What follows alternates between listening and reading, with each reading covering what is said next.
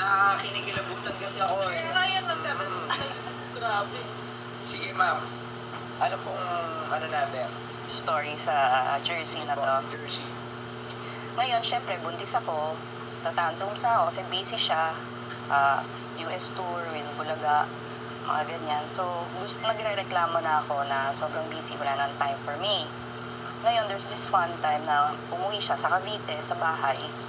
Nagtataka ako, suot niya, pagbaba niya ng kotse, itong jersey na to. Kasi ang usual niyang suot ay yung kung ano yung suot niya sa show or sa Bulaga. Minsan kasi after Bulaga, diretso na siya sa Cavite to visit me. Ngayon, yun nga, one time, ito yung suot niya. Kaya nagtaka ako, bakit suot mo yan? So sabi niya, mamaya. Okay, so pagdating namin sa room, sabi niya, okay, baby mama. Yun ang tawag niya sa akin eh, baby mama.